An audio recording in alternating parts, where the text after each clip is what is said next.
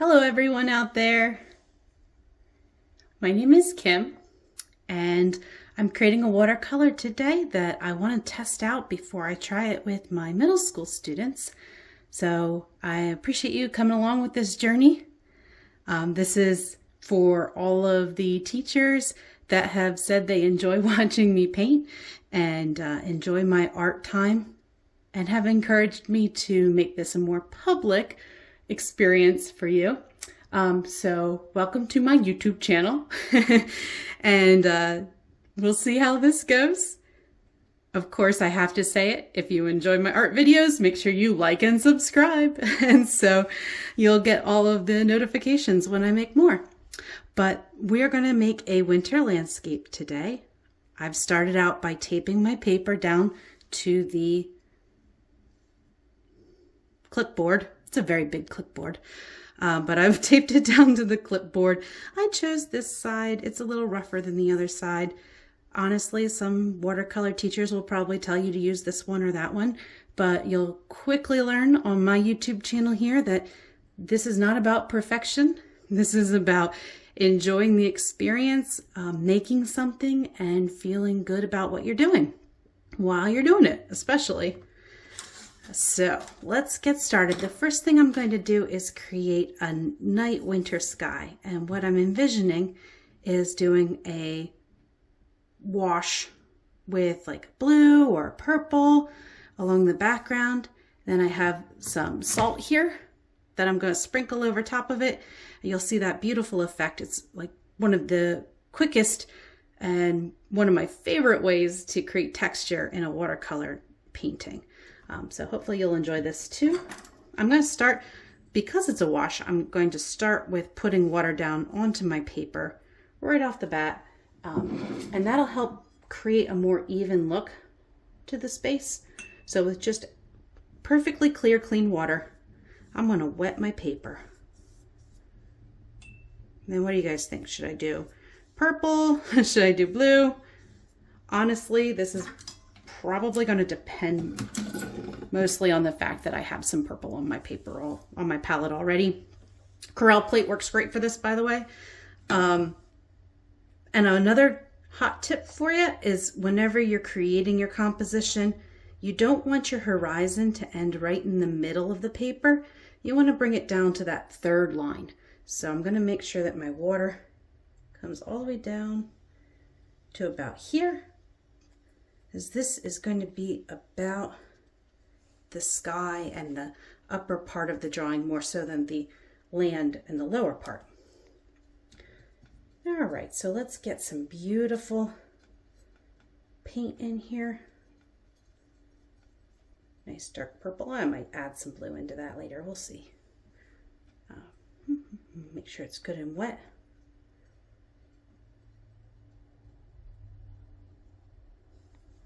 All right, and I'm just taking a moment to think, do I want it to be lighter towards the bottom or lighter towards the top? I think I'm going to start at the top and work my way down, because wherever you start, it will be the darkest. It'll have the most pigment there. Here we go, guys.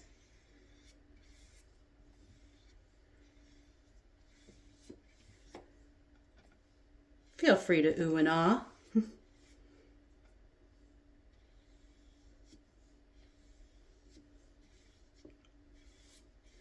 All right, and while everything is still saturated and wet, I do want to make sure that I don't have anything like hitting itself, because it'll cause bloom. But here comes the salt. Let's see, did I catch it in the right time? Not too shabby. Fun time to talk about the fact that different salts will create different textures for you. So this is a kosher salt. I believe it's Morton. There's actually different types of kosher salt, Diamond Crystal, Morton, and they do have different textures, different size granules, and that will make a difference. I'm just going to let that sit for a bit. And in a minute or two, I'll speed it up with the hairdryer. But down at the bottom here, I'm going to work on some snow. And the fun thing is that snow isn't perfectly white. So if I come in here with some of my lighter blue, and this I don't want to be super saturated. I want a lot of water, just a little bit of pigment in this.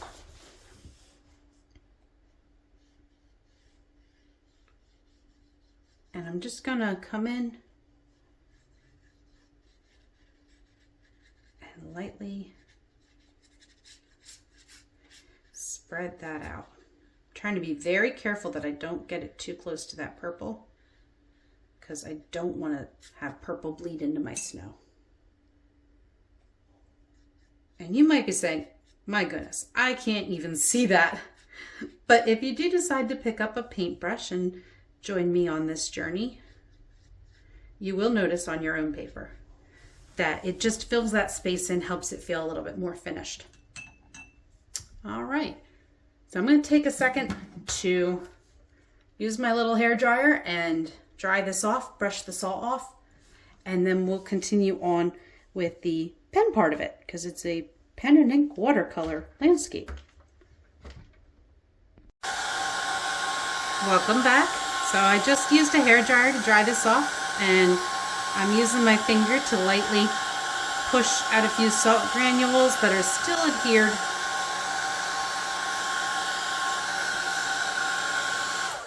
But there we go. There is our textured sky.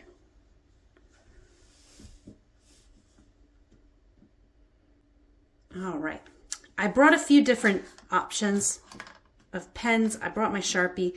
I love working with watercolor and Sharpie. You could do your Sharpie drawing first and then paint over it, and because it's Sharpie and it's waterproof, it won't bleed into your drawing. But I want this to be a little bit more delicate and maybe even a little more, I don't know, I'll say artistic, or like more professional looking perhaps than a Sharpie. I don't know, I hate to say that because, you know, there's nothing wrong with Sharpies. But a finer line I think is going to make this feel just a little bit more intentional. So I'm going to give it a whirl. It'll also allow me to get some really nice detailed branches in this. So here we go. I love drawing trees. I'm going to think about my composition again before I put this first tree down. I'm thinking I want it to be in this space here, just like that. And then from there, maybe some smaller trees along. Do I have any other big trees? Do I want any other big trees? If I do, I want to make sure it's balanced. If I put another one over here, it might end up being too symmetrical. But maybe we could put something like a pine tree over here that's a little bit more thick. And you gotta think about like how far away in the distance are these. So let's just start here.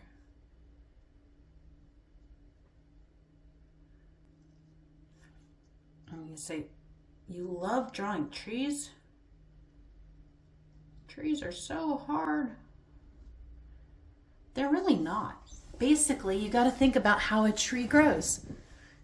It comes up from the ground, and it's thicker at the base, and it gets thinner as it goes out. So all you're doing is creating these beautiful flowing lines.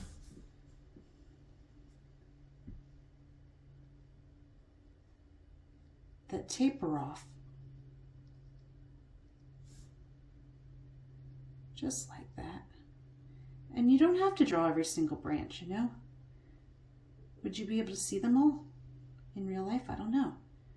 Make sure you overlap some. Trees aren't perfect. Which is probably why I really enjoy drawing trees too. Because trees aren't perfect. And who's to say what this tree grew and looked like? Only you as the artist knows.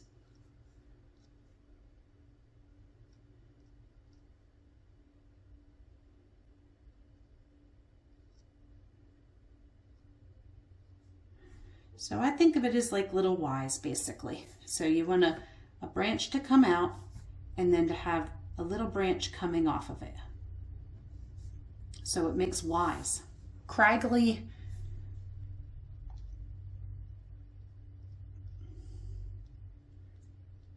Little Ys.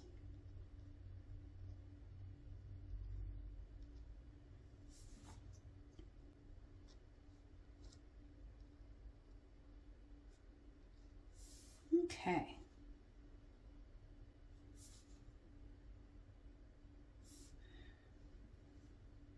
How lovely. One little tree and a snowy landscape.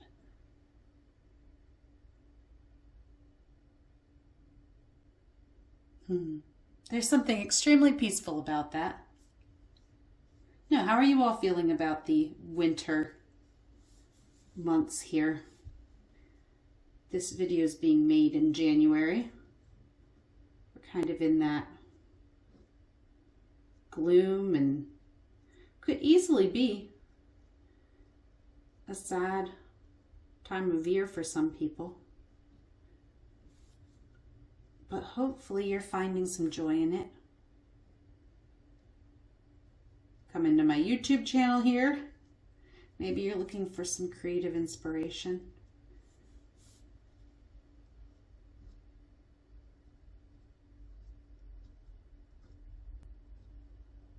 Something to fill these dark days. I will be happy when I wake up and the sun is up again.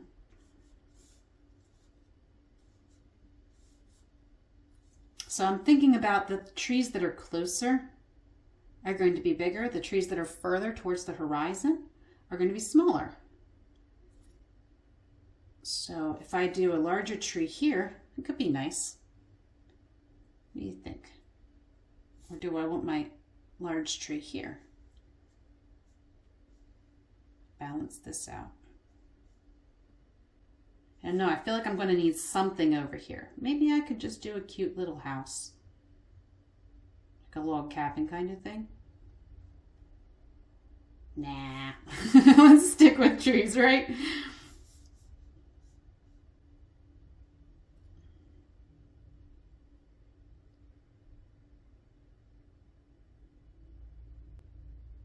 This is part of art, guys. And this is why people say art is scary.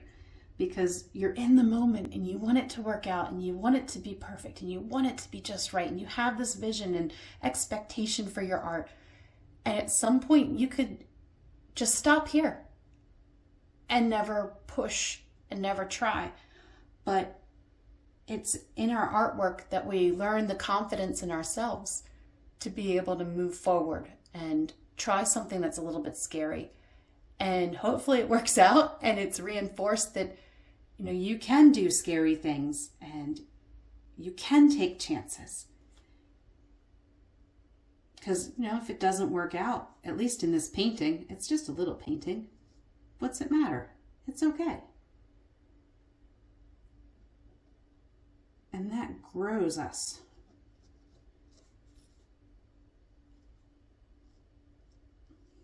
So I hope if you are painting along with me and you get to that point where you're faced with a decision and it's challenging and you don't know, what would Kim tell me to do? How would Kim do it? No. I want you to think, how do I want to do it? What vision do I have? What do I see from my artwork?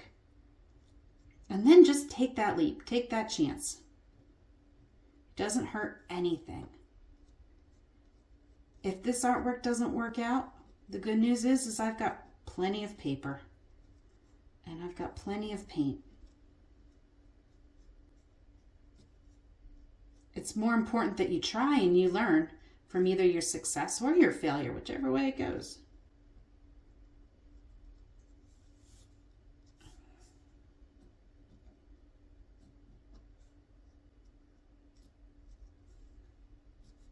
I gotta make some of these branches a little darker and a little thicker for a couple reasons. I want them to contrast so that they stand out.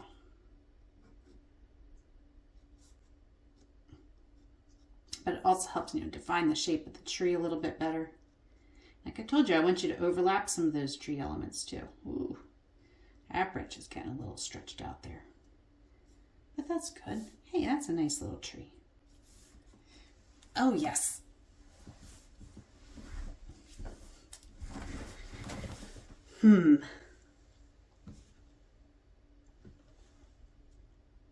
Gotta check on the camera every now and then. Make sure it's still recording. Gosh, wouldn't that be bad if I painted half of this only to find that I lost you guys.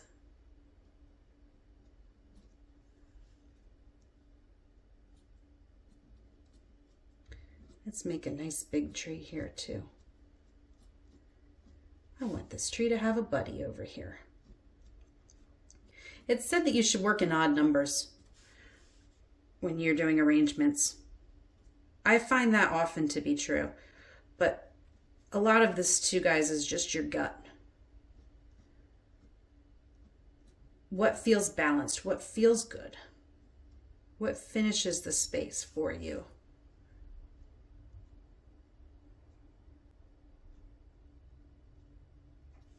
And you'll learn to get there. If you keep at it, like I said, when you do something and it goes wrong, oh no, whoops, that shouldn't have gone there. That shouldn't have looked like that. That's how you learn. That's how you grow. Okay, this is nice. I'm pretty happy with this little scene. I do think maybe I need to add some more towards the top. I'm open to suggestions. If you have an idea for me, feel free to put it in the comments or, reach out. Let me know what you think this is missing. At this point, though, I want to put some shadows in on these trees. It'll give them just a little bit of depth.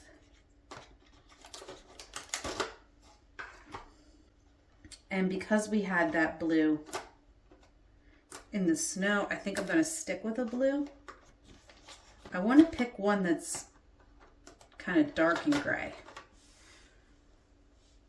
So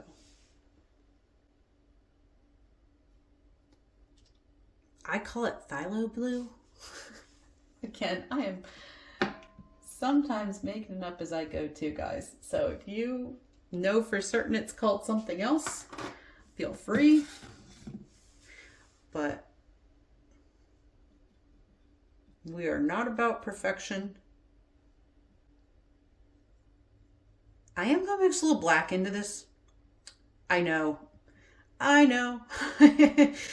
They say don't put black in your colors because it muddies them, and black isn't a color that you normally find in nature. But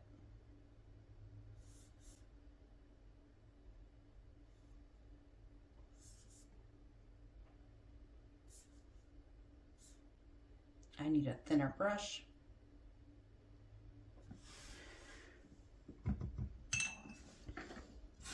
I didn't bring one. That was not smart. Just going to dry brush this out. Try and get some branch movement on that. And a little water on it.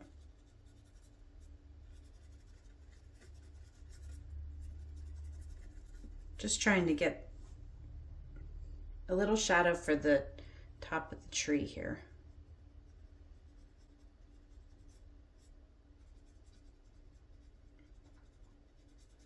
See, watercolors are very forgiving.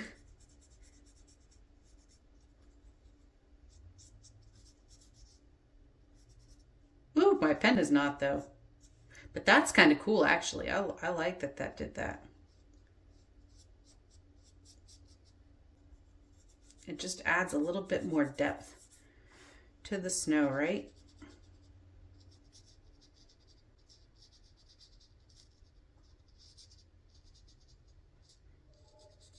And it softens the edge. Oh yes, that worked out really well. Happy accident, woohoo!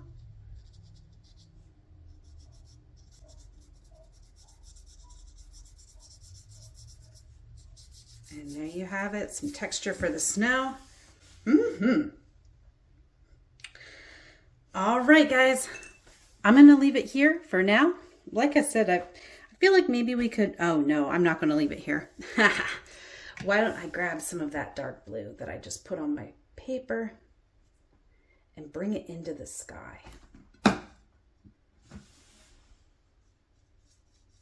Bear with me, guys.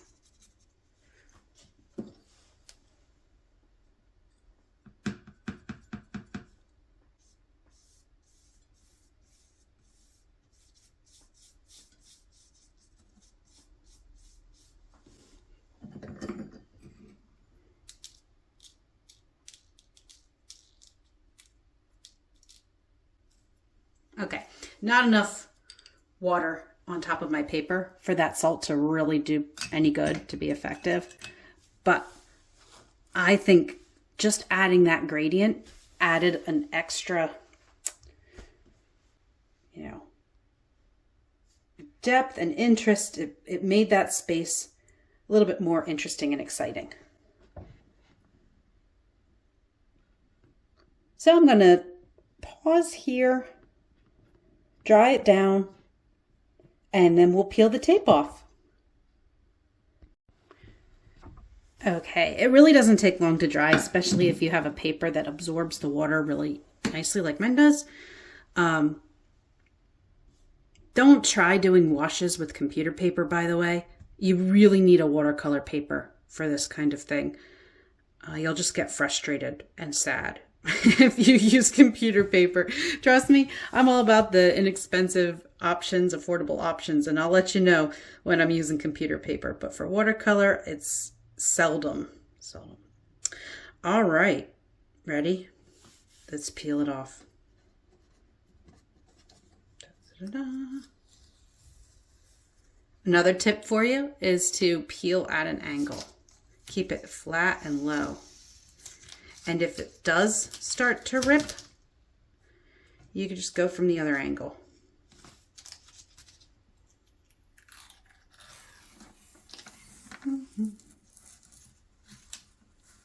I realize I shouldn't hum. Some of you really like the sound of the paint or the tape peeling.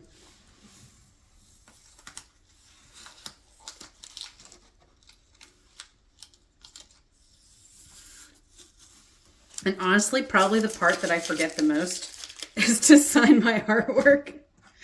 Awful. I know. It's terrible. Let's see. An unobtrusive place to put my signature here.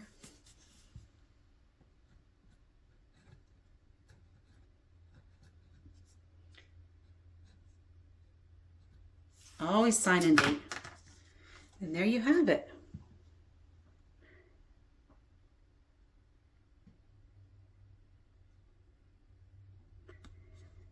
So as artists, we always look at things and expect to get better and critique and analyze.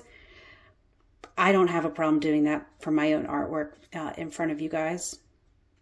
What I would do next time when I do it with my students, I'll do it differently. I'll start with the gradient, with the dark to light. It really does bother me that there's no salt texture up here. And I think I will try to make sure that I have it just a little bit more saturated too. I'll probably let the water soak in just a little bit more before I put that color down, and hopefully that will keep it wet for the salt to do its work a little bit better. I might even do 2 layers of water, just plain clear water, to make sure it's good and saturated. But like I said, I really love that the ink bled, maybe not so much right in there, but in the other areas, it really adds some beautiful depth. And just think, guys, if we hadn't have experimented and been willing to try and allow our art to do a little bit of what it needs to do, I guess let it breathe a little bit, I'd have never learned that that ink could smear like that and just kind of meld into the landscape.